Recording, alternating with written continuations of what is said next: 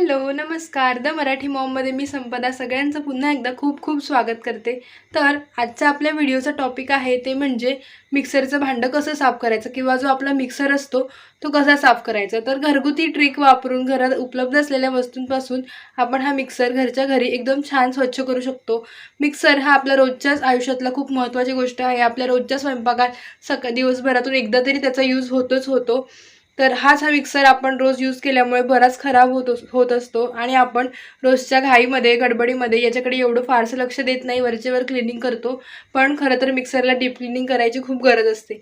तर हाच मिक्सर आपला खराब झालेला आपण कसा साफ करणार आहोत हाच आपला आजचा व्हिडिओ आहे।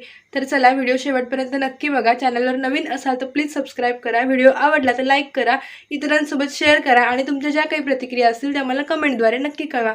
चला तर मग अधिक वेळ वाया न घालवता आपण व्हिडिओला सुरुवात करूया।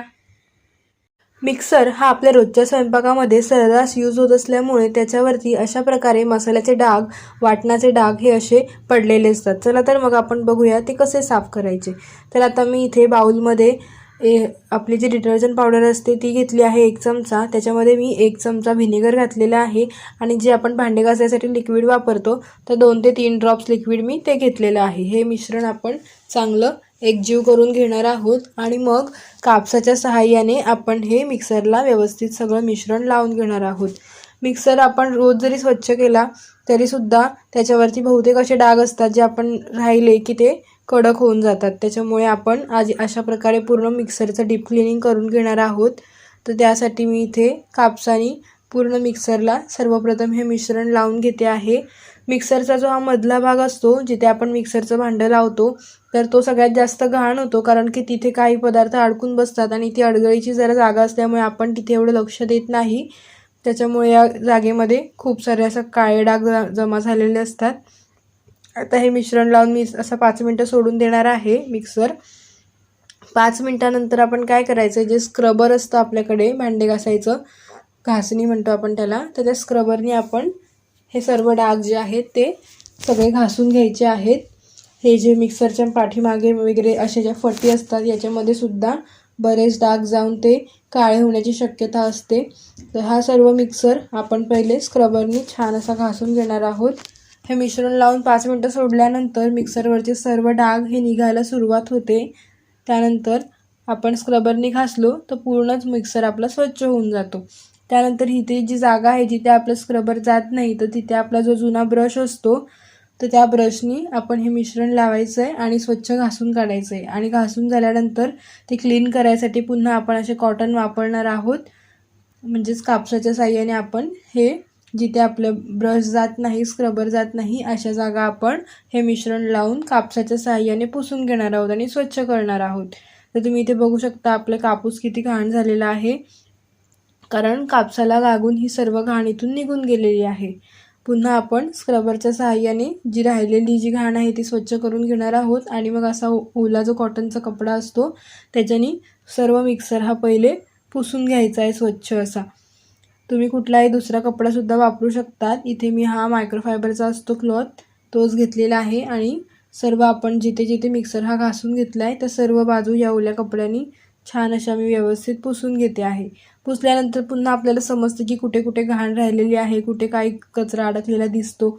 मग पुन्हा आपण ब्रशच्या साहाय्याने हा सर्व कचरा जो आहे तो व्यवस्थित साफ करून घ्यायचा आहे आणि पुन्हा मिक्सर पुसून घ्यायचं आहे। त्याच्यानंतर मी आता इथे कैची घेतलेली आहे टोकदार, तुम्ही असं दुसरं काही घेऊ शकतात। तर या कैचीला मी असा कापूस लावला आहे आणि ज्या फटी आहेत जिथे आपला ब्रश वगैरे जात नाही, ज्या अडचणीच्या जागा आहेत जिथे आपल्याला व्यवस्थित पुसता येत नाही, तर अशा जागा मी या कैचीच्या साहाय्याने व्यवस्थित पुसून घेते आहे। तुम्ही ते बघू शकता कापूस कसा घाण होत आहे, कारण आतली सगळी घाण आहे ती निघून या कापसाला लागून बाहेर येते आहे आणि त्याचबरोबरीने आपला मिक्सर जो आहे तो सुद्धा स्वच्छ होऊन जात आहे। तर बाहेरचं सगळं पुसून घेतल्यानंतर आतमधली जी जागा आहे जिथे बोट टाकून आपल्याला पुसता येत नाही ती पण आपण असं कॉटन इथे टाकायचं आहे आणि स्वच्छ करून घ्यायची ती जागा पण। त्याचबरोबर या साईडला फटी असतात त्या पण स्वच्छ करून घ्यायच्या आहेत।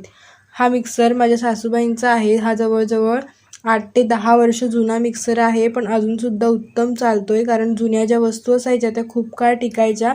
त्यातले जे मशिनरी असायच्या आतल्या त्या हेवी चांगल्या क्वालिटीच्या असायच्या। माझं लग्नाला 2 वर्ष झालेले आहेत, पण मी काय नवीन मिक्सर घेतला नाही, कारण हा जुना जो मिक्सर आहे घरातला सासूबाईंचा तो अतिशय उत्तम स्थितीमध्ये आहे आणि व्यवस्थित चालतोय. त्याच्यानंतर आपण ही जी काळी वायर असते मिक्सरची तर ती सुद्धा स्किप नाही करायची, ती सुद्धा या मिश्रणाने पुसून घ्यायची आहे. कापसाला मी हे सगळं मिश्रण लावलं आहे आणि ही पूर्ण वायर आहे ती या मिश्रणाने पुसून घ्यायची आहे आपल्याला. आणि ही जी पिन असते मिक्सरची ती सुद्धा स्वच्छ करून घ्यायची आहे. त्यानंतर पुन्हा एकदा असा सुका कपडा घ्यायचा आहे आणि त्याच्याने परत ही वायर जी आहे ती पूर्ण स्वच्छ करून घ्यायची, व्यवस्थित पुसून घ्यायची आहे. हा मिक्सर पण मी पुन्हा एकदा या सुक्या कपड्याने स्वच्छ असा पुसून घेते आहे. तुम्ही ते बघू शकता, याप्रमाणे असा मी हा मिक्सर सगळा स्वच्छ केलेला आहे. खालच्या बाजूने सुद्धा आपण हा पुसून घ्यायचा आहे. आपल्याला जिथे कुठे डाग दिसत असतील तिथे पुन्हा एकदा स्क्रबर फिरवून घ्यायचा आहे आणि सर्व डाग काढून आपल्याला मिक्सर आपला स्वच्छ करून घ्यायचा आहे. तुम्ही ते बघू शकता, मी इथे खाली स्क्रबरने घासून पुन्हा सुक्या कपड्याने पुसून हा मिक्सर स्वच्छ करून घेतलेला आहे.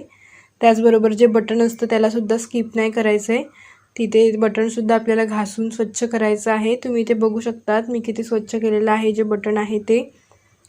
हा बघा आपला मिक्सर आता संपूर्ण असा स्वच्छ झालेला आहे. ह्याच्यावर जे स्क्रॅचेस वगैरे आहेत ते जुनेच आहेत, ते निघू शकत नाहीत, पण ॲटलिस्ट मी ह्याच्यावरचा जे पण काही डाग होते, जे काही सगळी घाण अडकलेली ती सर्व काढून टाकलेली आहे. घरच्या घरी हे मिश्रण बनवून आपण अशा प्रकारे आपला मिक्सर हा स्वच्छ करू शकतो. तुम्हीही नक्की करून बघा. व्हिडिओ संपूर्ण बघितल्याबद्दल धन्यवाद.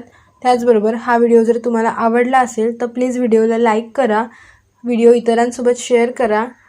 तुमच्या ज्या काही प्रतिक्रिया असतील त्या मला कमेंटद्वारे नक्की सांगा. त्याचबरोबर माझ्या चॅनलला सबस्क्राईब करा आणि बाजूला जे बेल आयकॉन आहे ते क्लिक करा, म्हणजे जेव्हा पण मी नवीन व्हिडिओ पोस्ट करेल तर त्याचं नोटिफिकेशन तुम्हाला येईल. बाय बाय, धन्यवाद.